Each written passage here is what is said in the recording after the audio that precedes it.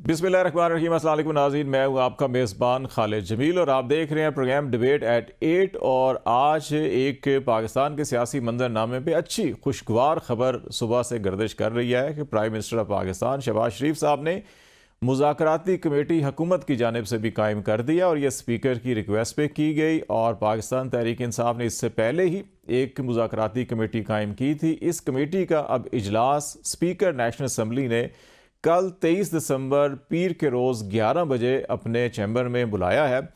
और एक ये उम्मीद शुरू हुई है कि सियासी जो पारा गुज़श्ता 2-3 साल से बहुत हाई था, शायद वो किसी तरह से सियासी इस्तेहकाम की तरफ मुल्क चल पड़े और मामलात उधर आ जाएं जहाँ पे मुल्क में इस्तेहकाम भी हो, माशी भी, सियासी भी, और कुछ आगे मुल्क बढ़ता हुआ दिखाई दे। इसी हवाले से गुफ्तगू करेंगे क्योंकि दूसरा बड़ा अहम मामला इसी के साथ जुड़ा हुआ जो था वो पाकिस्तान तहरीक इंसाफ के चेयरमैन इमरान खान की जानिब से सिविल नाफरमानी की तहरीक का भी था, जिसकी डेड लाइन आज के रोज़ ही मुकर्रर की गई थी कि अगर इतवार तक पेश रफ्त ना हुई हुकूमत की जानिब से तो फिर सबसे पहले जो बैरून मुल्क पाकिस्तानी हैं उनको तरसीलात ज़र वापस जो पाकिस्तान भेजते हैं वो रिक्वेस्ट की जाएगी कि वो बंद कर दें या कम कर दें। तो वो डेडलाइन भी आज अभी ख़त्म हो रही है। तो अब जब कमेटी कायम होगी तो फिर पीटीआई की स्ट्रेटजी क्या होगी, ये मामलात आगे बढ़ेंगे नहीं बढ़ेंगे। कुछ लोग पीटीआई के कहते हैं कि जी के मरहलावार जो तहरीक है वो जारी रहेगी और जो शकूक व शुबहात हैं वो अभी भी हुकूमती सफ़ों में भी और पीटीआई में भी मौजूद हैं कि ये मामलात संजीदा हैं नहीं है, फैसला है नहीं है हुकूमत के पास, पीटीआई के पास, ये सारी चीज़ें हैं। इस पर हम बातचीत करेंगे।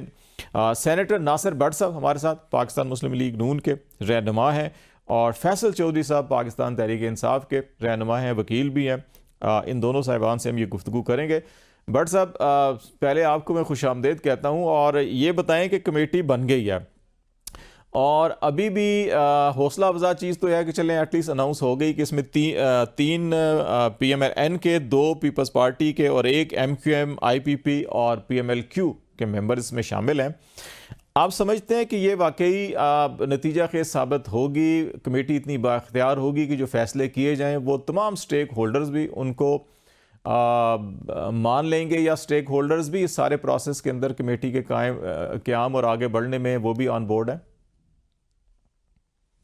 बिस्मिल्लाहिर्रहमानिर्रहीम।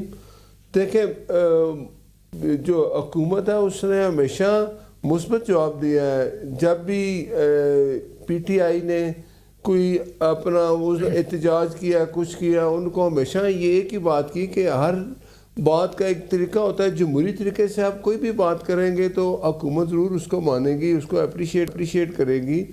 1.5-2-3 साल से इमरान खान का रवैया आपके सामने, बताने की ज़रूरत नहीं है। अब भी कमेटी बन गई है। अब मुझे ये यकीन फिर भी नहीं है कि जो कमेटी बनी है उसके साथ इमरान खान क्या करेगा, क्योंकि मैंने अभी सुना कि वो गौर अयूब साहब है, मेरा है उमर अयूब, वो कह रहे थे जी जो कमेटी बन गई है अब हम जाएंगे तो फिर बानी पीटीआई से पूछेंगे तो फिर वो आगे बताएंगे कि वो क्या करेंगे, फिर उसका जवाब देंगे। तो ये सिंसियरिटी नहीं है, ये तरीका है ही नहीं। मैं कहता हूँ कि मैं तो ये समझता था कि उसको इख्तियार इमरान खान ने दे दिया होगा, लेकिन अब मैं ये समझता हूँ कि subject to Imran Khan approval हर चीज़, जब वो वहाँ से यस करे कोई बातचीत हो, वो उसको यस करे या उसको रिकनाइज करे तो वो ऐसे चला जाए। क्योंकि ये ना हो कि मीटिंग चलती रहे और 3-4 दिन बाद वो कहे जी कि मुझे तो पता ही नहीं क्या हो रहा था। और नाफरमानी वाली बात है, वैसे तो उसने पहले भी करके देख लिया सिविल नाफरमानी, तो लोगों ने तो कोई जवाब नहीं दिया।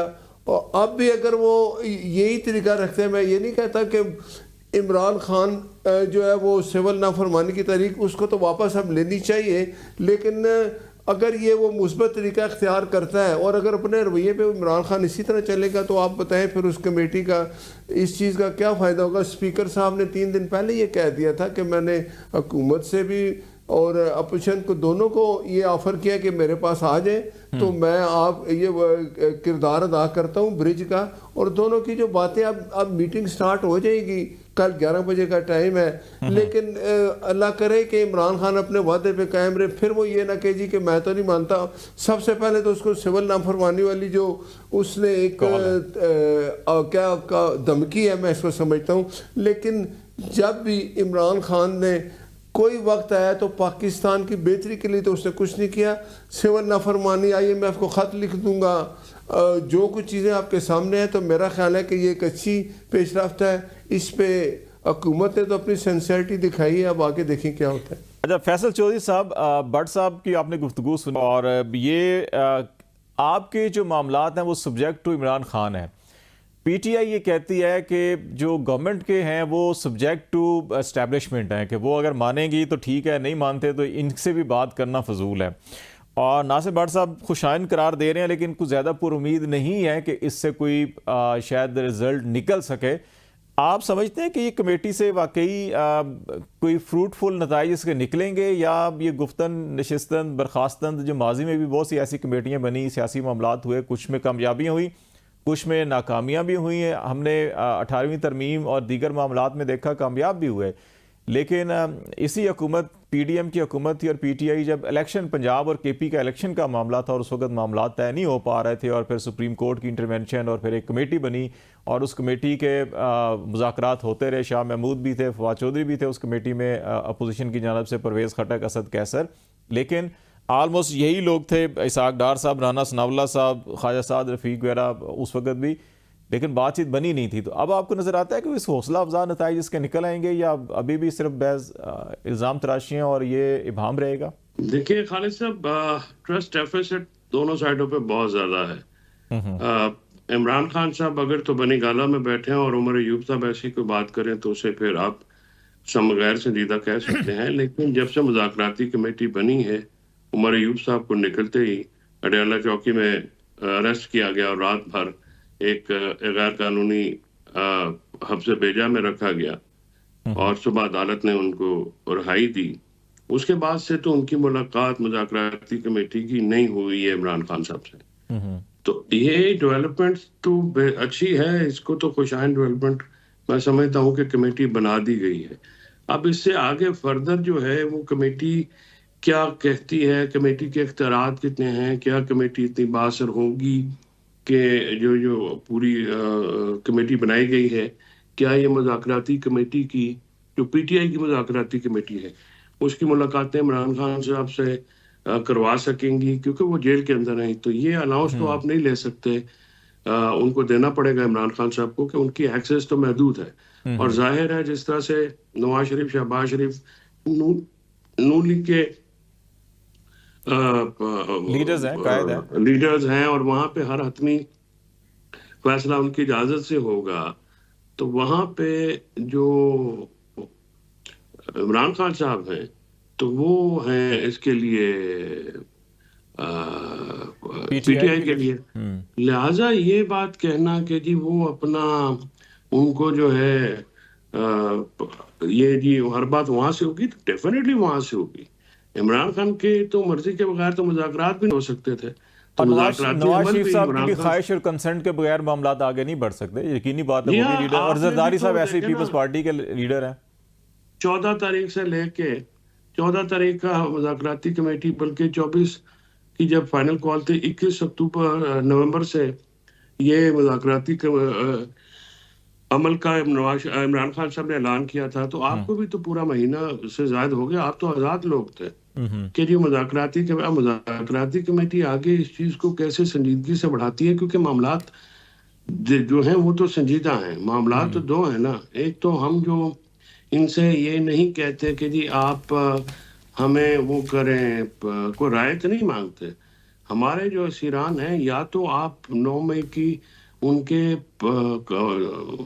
ٹرائلز کا فیصلہ کریں، اگر نہیں کرتے تو آپ بیلیں دیں، ٹھیک ہے نا، 2 ہی چیزیں ہو سکتی ہیں نا، تیسری چیز تو ہے کوئی نہیں، چلان پیش کریں، کیس کو آگے بڑھائیں۔ اچھا مجھے بتائیں، مطلب سر سال سزا 1.5 سال سے اپنے اندر رکھا ہوا ہے، تو خالد صاحب وہ یہ طریقہ کار تو نہیں ہو سکتا نا، آخر سیاسی لوگ ہیں کہ آپ نے، اور کوئی ایک چیز کسی کے خلاف ثابت نہیں ہے، ابھی بھی چلان میں بھی ثابت نہیں ہے۔ اچھا مجھے یہ بتائیں چوہدری صاحب، یہ بتائیں اگر ہم کمیٹی کو دیکھیں، اسحاق ڈار صاحب بڑے سینئر قابل اعتماد ساتھی ہیں، نواز شریف صاحب کے بھی، شہباز شریف صاحب کے بھی، اور ہمیشہ سے بڑا اہم کردار ادا کرتے ہیں۔ رانا ثناء اللہ صاحب یہ بھی دست راست ہیں، بڑی کچن کیبنٹ کے ممبر ہیں، اور عرفان صدیقی صاحب بھی۔